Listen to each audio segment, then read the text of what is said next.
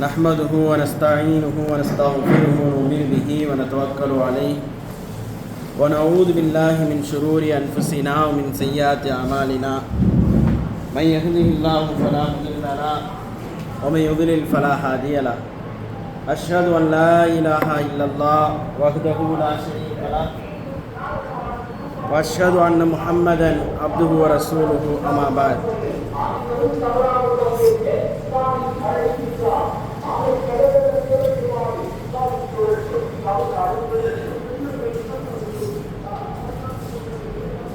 أشهد أن لا إله إلا الله وحده لا شريك له وأشهد أن محمدا عبده ورسوله أما بعد فقد قال الله تعالى في القرآن العظيم والفرقان المجيد فأعوذ بالله من الشيطان الرجيم بسم الله الرحمن الرحيم يا أيها الناس اتقوا ربكم الذي خلقكم من نفس واحدة وخلق منها زوجها وبث منهما رجالا كثيرا ونساء واتقوا الله الذي تساءلون به والأرحام إن الله كان عليكم رقيبا فقال نبينا صلى الله عليه وسلم إن أصدق الحديث كتاب الله فأحسن الهدي هدي محمد وشر الأمور محدثاتها وكل محدثة بدعة وكل بدعة ضلالة وكل ضلالة في النار. எல்லாமல்ல அல்லாஹு தாலாவின் நல்லடியார்களே, அல்லாஹுடைய சாந்தியும் சமாதானமும் இந்த சத்திய மார்க்கத்தை சமூகத்தில் போதிக்க வந்த நபிமார்கள், அவர்களை பின்பற்றி வாழ்ந்தவர்கள், இன்றளவிலும் நம்மோடு வாழ்ந்து கொண்டிருப்பவர்கள் அனைவர் மீதும் உண்டாவதாக என்று கூறி ஆரம்பம் செய்கின்றேன். பாசத்திற்குரிய சகோதரர்களே, இன்ஷா அல்லாஹ் இன்னும் 2-3 நாட்களில் ரமலான் வர இருக்கிறது. ஒரு 5 நாட்கள் இருக்கும்னு நினைக்கிறேன். இந்த ரமலான் நாம் ரமலானை சந்திப்போமா சந்திக்க மாட்டோமா என்பது அல்லாஹுடைய கருத்தில் உள்ளது. இவ்வளவு காலம் ரமலானை எதிர்நோக்கி கடந்து வந்திருக்கிறோம். நாம் வந்திருக்கக்கூடிய இந்த நெருக்கமான நேரத்தில் கூட ரமலானை அடைவது என்பது நம்முடைய கரத்தில் உறுதியானதல்ல. அது அல்லாஹுடைய கரத்தில் உள்ளது. நாளைக்கே ரமலான், இன்னைக்கு நான் உயிரோடு இருக்கிறேன் என்றாலும் கூட ரமலானை அடைவோமா இல்லையா என்பது அல்லாஹ் ரப்புல் ஆலமீன் தான் அறிந்தவர். இந்த சூழலில் ஒருவேளை நாம் ரமலானை நல்ல ஆரோக்கியத்தோடு அடையக்கூடிய ஒரு நிலை ஏற்படும் என்று சொன்னால் எப்படி இந்த ரமலானை அடைவது என்பதை நாம் கவனம் எடுக்க வேண்டும்.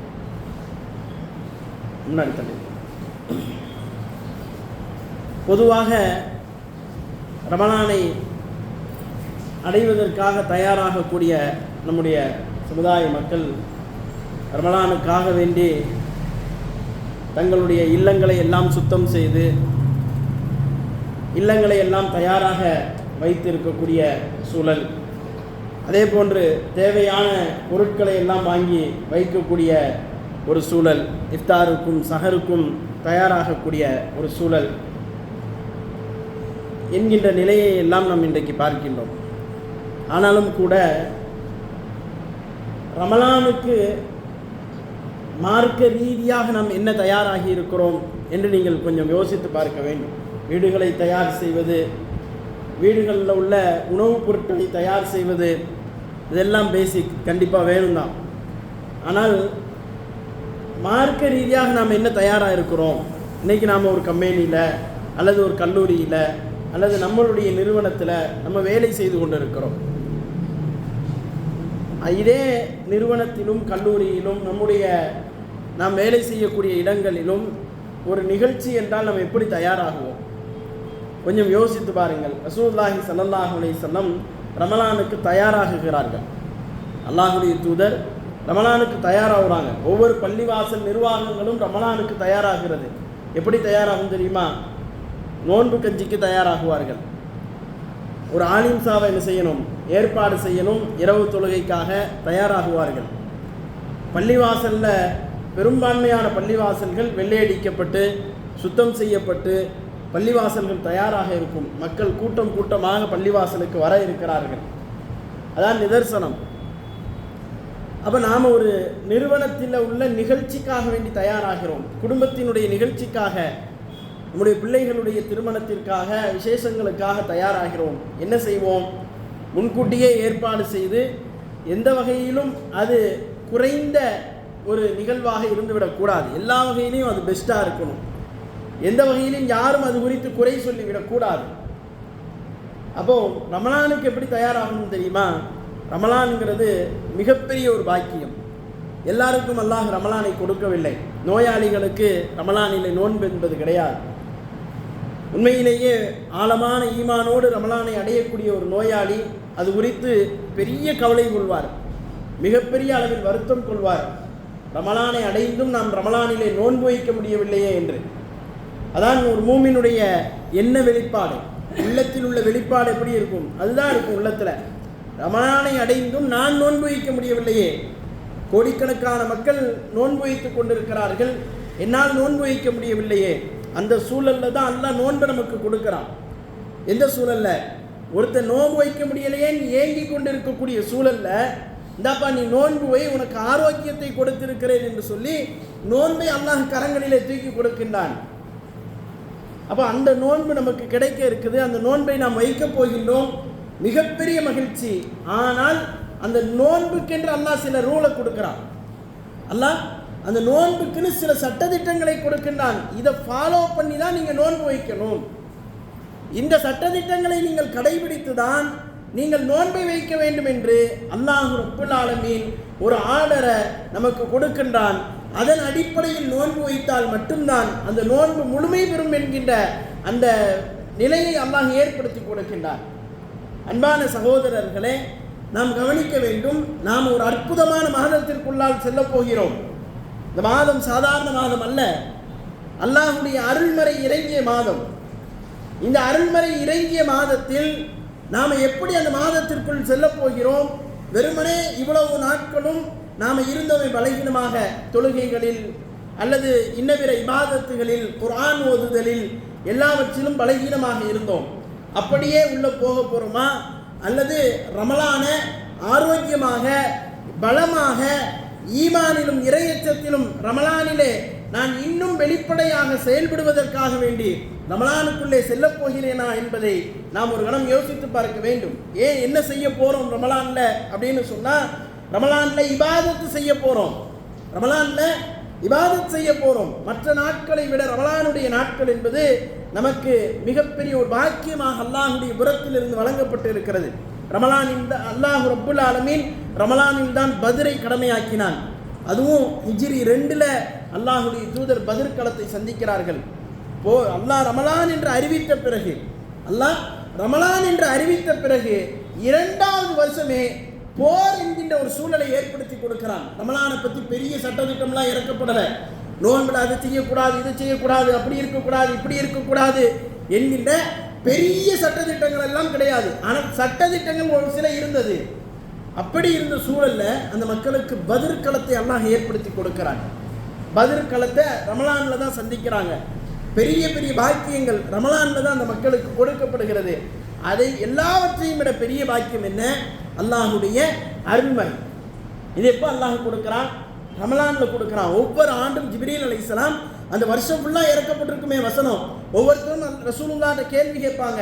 அல்லாஹுடைய தூதரே, யஸ்அலூனக அனில் அஹில்லா, பிறையை பற்றி உங்களிடத்தில் கேட்கிறார்கள். அல்லாஹ் குர்ஆன்ல இறக்குறான் பாருங்க.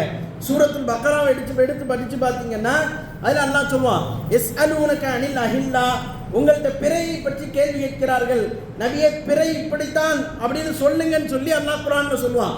சில பேர் வருவாங்க, யஸ்அலூனக அனிர் ரூஹ், ஆத்மாவை பற்றி உங்களிடத்தில் கேள்வி கேட்கிறார்கள், நபியே ஆத்மா உயிர் இருக்குதா இல்லையா, இது எங்கே கொண்டு செல்லப்படுது, என்ன ஆகுது, அதை கொண்டு போய் ரப்பு என்ன செய்யறான், கபூரில் கொண்டு போய் வச்சிடறாங்களே, இப்படியெல்லாம் கேள்வி கேட்கிறான், பதில் சொல்லுங்க நபியே என்று அல்லாஹ் அருள்மறையிலே வசனங்களை இறக்கிறான்.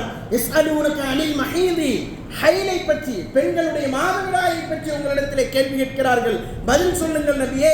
அதே போன்று யஸ்அலூனக அனில் அன்ஃபால், போரில் கிடைத்த வெற்றி பொருட்கள் இருக்குதா இல்லையா, அதை என்ன செய்யறதுன்னு கேள்வி கேட்கிறாங்க, பதில் சொல்லுங்க. இப்படி அல்லாஹ் ரப்புல் ஆலமீன் அந்த மக்கள் கேட்கக்கூடிய கேள்விக்கெல்லாம் பதில் சொல்லுங்கன்னு நிறைய வசனங்களை அல்குர்ஆன்ல இறக்குறான். சதகாவை பற்றி வசனங்களை இறக்குறான். இப்படி வருஷம் ஃபுல்லாக இறக்கப்பட்ட வசனங்கள் எல்லாம் ரமலானுடைய மாதத்தில் தொகுத்து கொடுக்கப்படுது ரசூலுல்லாவுக்கு. ஆடிட்டிங் பண்ணுவாங்கல்ல, பார்த்துருக்கலாம் இல்லையா?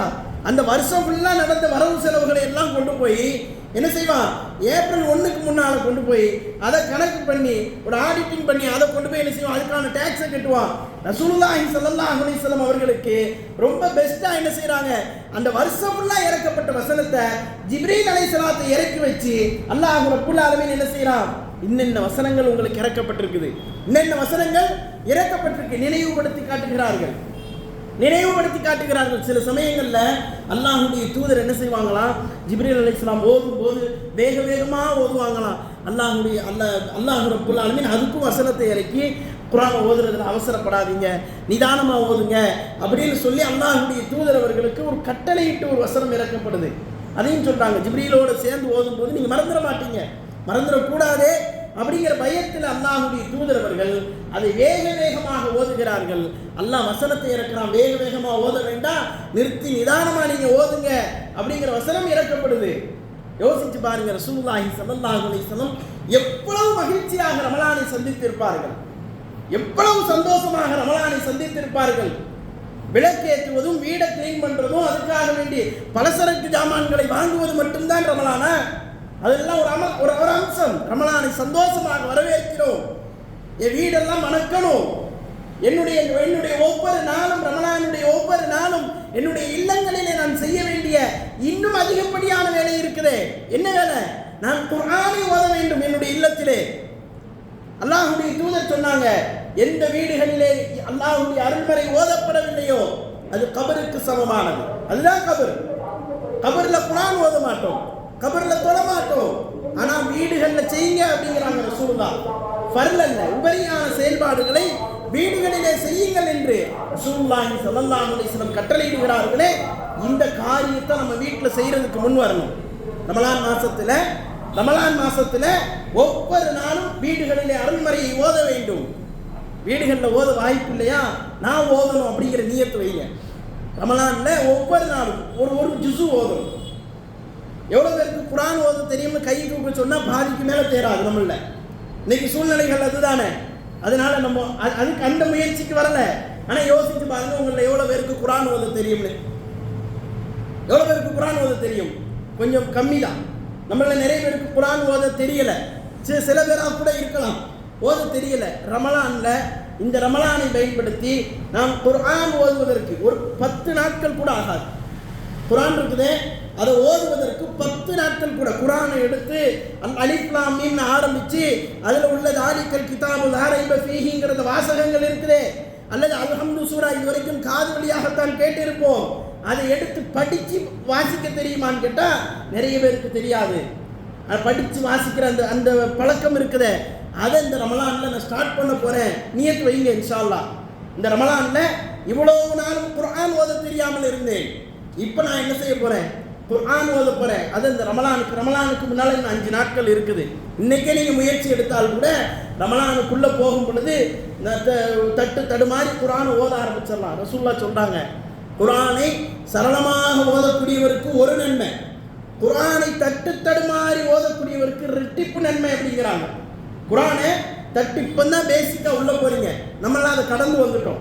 குர்ஆனை தடுமாறி ஓதக்கூடிய ரெட்டிப்பு நன்மை கொடுத்துருப்பாங்க. அந்த நேரம் அது முழுமையாக நமக்கு கிடைக்கப்படணும். குர்ஆனை சரளமாக ஓத ஆரம்பிச்சிட்டோம்ல, அந்த ஆரம்ப நேரம் நமக்கு என்ன நன்மை கொடுக்கப்படும் அப்படின்னு சொன்னால் ரெட்டிப்பு நன்மை கொடுக்கப்படும்.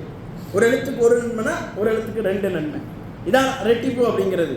அப்போ நீங்கள் ஓதணுங்கிற அந்த நியத்தை எப்போ வைக்கணும், இந்த ஜும்மாவோட வச்சுருங்க. ஜும்மாவுக்கு பிறகு நீங்கள் யாராவது ஒரு நல்ல அலிம்சாவை பிடிச்சி, நம்மள்கிட்ட கதை பேசாத அலிம்சாவாக பிடிச்சி உட்கார்ந்து நமக்கு குர்ஆன் சொல்லித்தர்ற மாதிரி, குர்ஆனை சரளமாக ஓதுவதற்கு சொல்லித்தர்ற மாதிரி ஒரு ஏற்பாடை செய்யுங்க. இன்னும் 5 நாட்கள் தான் இருக்குது.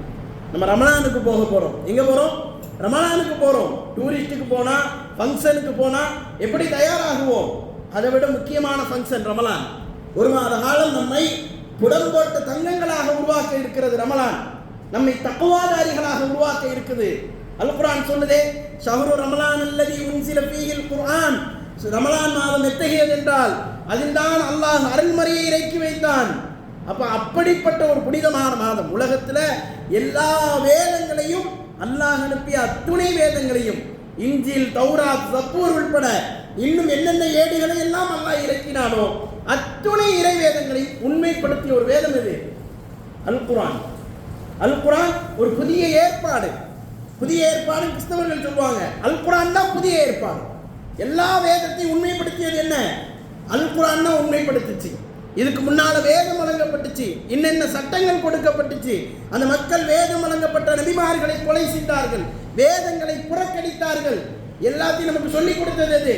அல் குர்ஆன் தான் சொல்லிச்சு. உன்னுடைய மார்க்கம் தீனுல் இஸ்லாம் தான் உன்னுடைய மார்க்கம். அல் குர்ஆன் சொல்லிக் கொடுத்துச்சு. நான் யாரை வணங்க வேண்டும் அருள்மறை சொல்லிக் கொடுத்துச்சு. நான் என்ன செய்யணும், என்ன செய்யக்கூடாது, எதை உண்ணணும், எதை உண்ணக்கூடாது, அத்துணையும் சொல்லிக் கொடுத்தது எது? அல் குர்ஆன் சொல்லிக் கொடுத்துச்சு. என்னுடைய பாடம் உள்பட என்னுடைய மௌத் வரைக்கும் எனக்கு சொல்லிக் கொடுத்தது அல் குர்ஆன். இன்னும் கூடுதலாக சொல்வதாக இருந்தால், நான் மௌத்துக்கு பின்னால் என்ன ஆக போகிறேன் என்பதை கூட அருள்மறை தான் எனக்கு சொல்லிக் கொடுத்துச்சு. அப்ப இந்த அருள்மறையை நம்ம கண்ணியப்படுத்த போறோம். ரமலான்ல நீங்க ஒரு பக்கம் ஒரு ஜுசு ஓதுங்க.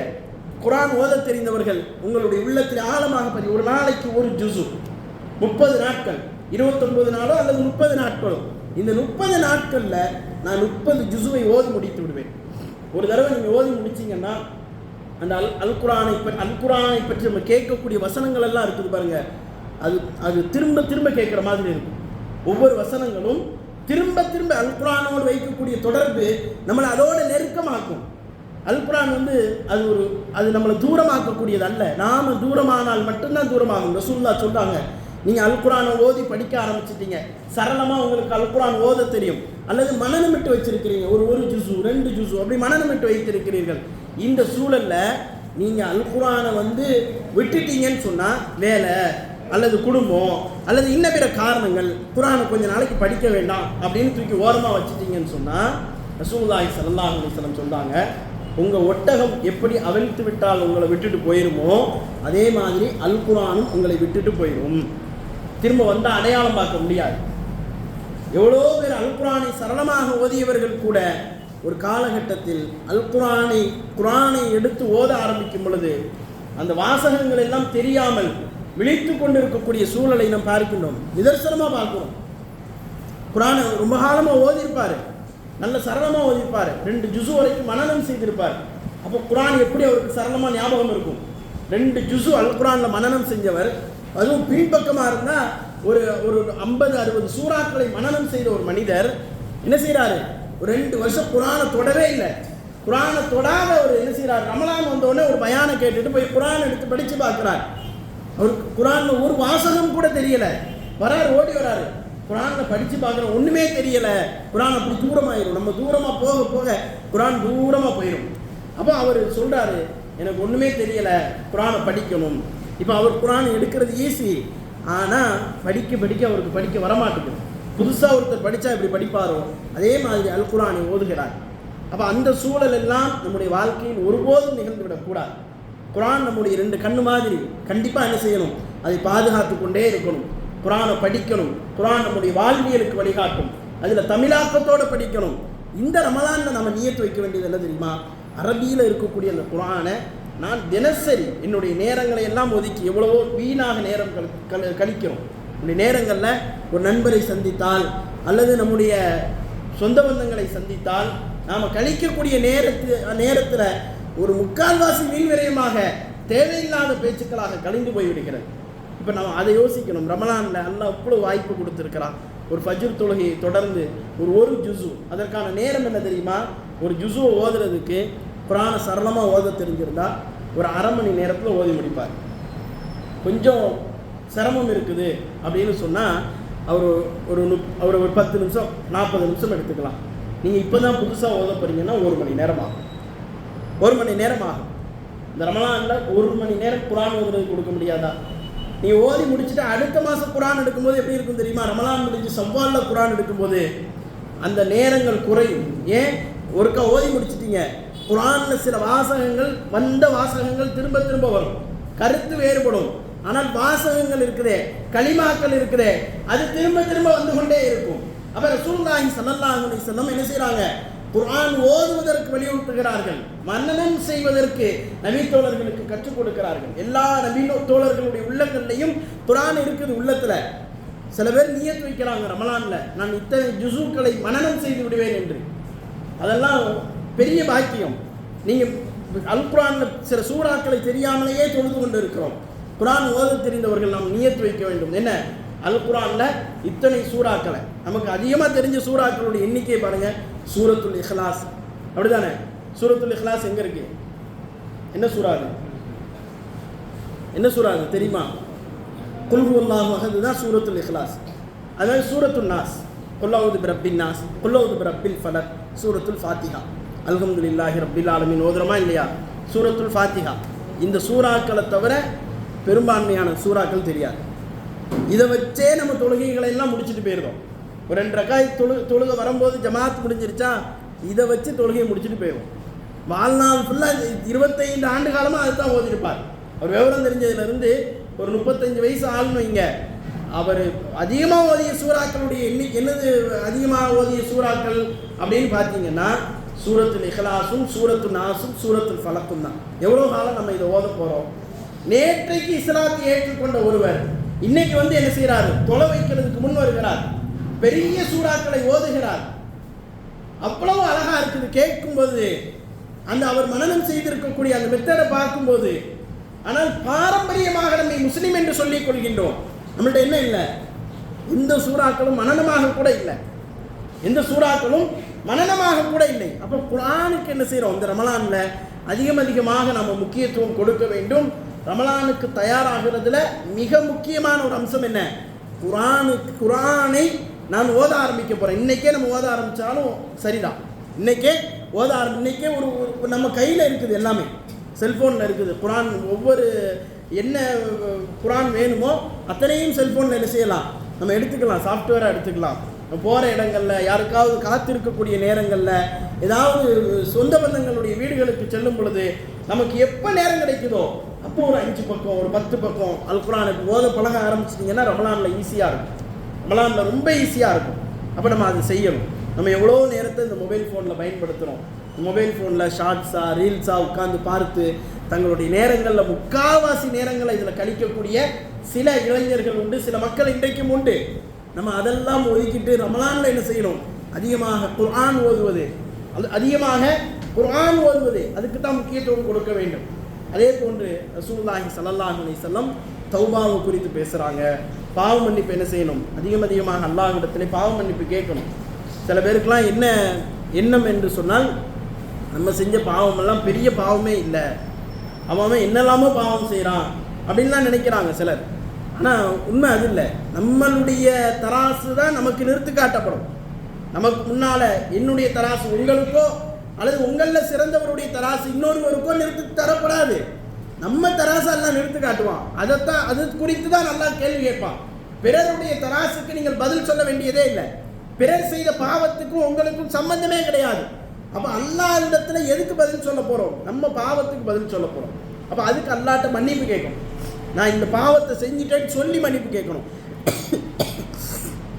கடந்த காலங்களில் செஞ்சிருப்போமே பாவங்கள், கடந்த காலங்களில் செஞ்சு மறந்திருக்குமே பாவங்கள். ஒருவேளை ஜினா செய்திருப்பார், விபச்சாரம் செய்திருப்பார், மது அருந்தி இருப்பார், திருடி இருப்பார், ஏதோ ஒரு பெரிய பாவத்தை, வட்டிக்கு வாங்கி இருப்பார், ஏதோ ஒரு பெரிய பாவத்தை அவர் வாழ்நாளில் செய்திருப்பார். ரமலானுக்கு போகும்போது தூய்மையாக உள்ள போகணும். ரமலானை அல்லாஹ் ரப்புல் ஆலமீன் கொடுத்திருக்கிறான் என்றால் நம்மை சீர் செய்வதற்காக கொடுத்திருக்கிறார். நம்மை எல்லா வகையிலும் நம்மை மேம்படுத்திக் கொள்வதற்காக அல்லாஹ் கொடுத்திருக்கிறார். அப்போ அந்த பாவ மன்னிப்பை என்ன செய்யணும்? அல்லாஹ்விடத்தில் முன்வைக்கணும். அதை இப்போ ப்ராக்டிஸுக்கு வந்துடணும். நம்ம முன்னக்கூட்டியே பிளான் பண்ணி என்ன செய்யணும்? அதிகமாக துவாக்களை அதிகப்படுத்துறது, திக்ருகளை அதிகப்படுத்துறது, தொழுகையில் தௌபாவை அதிகப்படுத்துறது, சஜிதாக்களில் கடந்து அல்லாஹ்விடத்தில் அழுது மன்றாடி நம்முடைய தேவைகளை அல்லாஹ்விடத்தில் கேட்பது போன்ற அந்த பழக்கங்களை நாம் கொண்டு வர வேண்டும் என்பதுதான் இந்த உரையினுடைய நோக்கம். அல்லாஹ் ரப்புல் ஆலமீன் கேட்ட செய்திகளை நினைவில் வைத்து செயல்படக்கூடிய பாக்கியத்தை உங்களுக்கும் எனக்கும் தந்தல் புரிவானாக.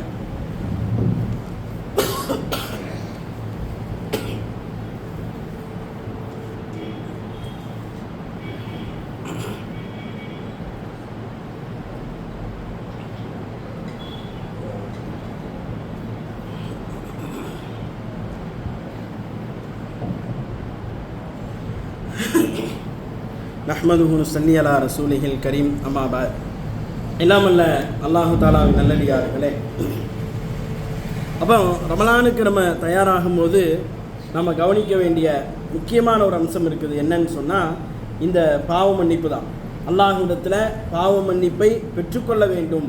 ரசூலுல்லாஹி ஸல்லல்லாஹு அலைஹி வஸல்லம் சொல்கிறாங்க, அல்லாஹுடைய தூதர் மிம்பரில் ஏறுறாங்க.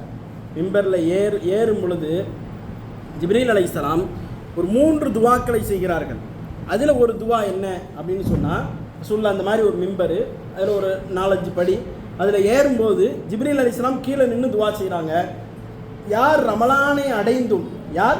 ரமலானை அடைந்தும் அல்லாஹ்விடத்திலே பாவ மன்னிப்பை பெற்றுக்கொள்ளவில்லையோ அவர் நாசமாகட்டும். இதான் துவா.